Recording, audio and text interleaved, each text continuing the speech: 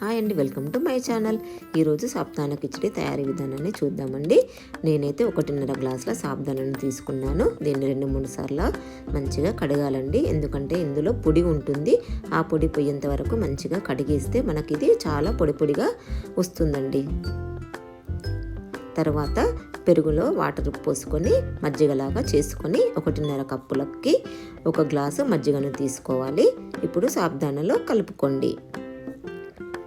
ఈ రెండు మంచిగా కలిసే విధంగా కలుపుకొని మూతను పెట్టుకోండి. ఇది 3-4 గంటల వరకు అలాగే వదిలేయండి.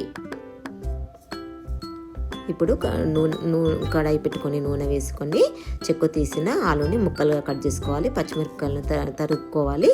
పల్లీలను పొడి చేసుకోవాలి. ఇప్పుడు ఇందులో ఆవాలు వేసుకోవాలండి, జీలకర్ర వేయకూడదు, చేదుగా వస్తుంది సాబుదానా.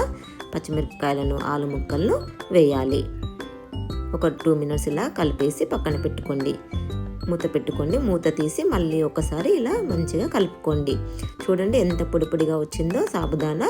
ఈ సాబుదానా వేసుకొని సాయంత్ర లవణం కూడా వేయండి, ఎందుకంటే ఇది ఉపవాసాలకి సాయంత్ర లవణం వాడితే చాలా శక్తినిస్తుంది, అందుకే సాయంత్ర లవణం వాడుతారు.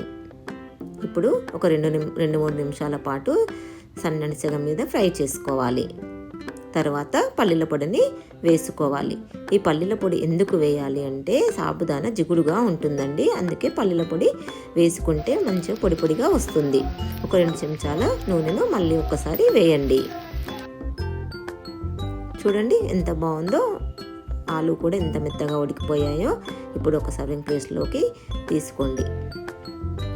ఇది మార్నింగ్ పూట బ్రేక్ఫాస్ట్లకు తీసుకున్న చాలా బాగుంటుందండి. పైనుంచి కొత్తిమీరని వేసుకోండి, నిమ్మకాయ రసాన్ని పిండుకోండి. లైక్ చేయండి.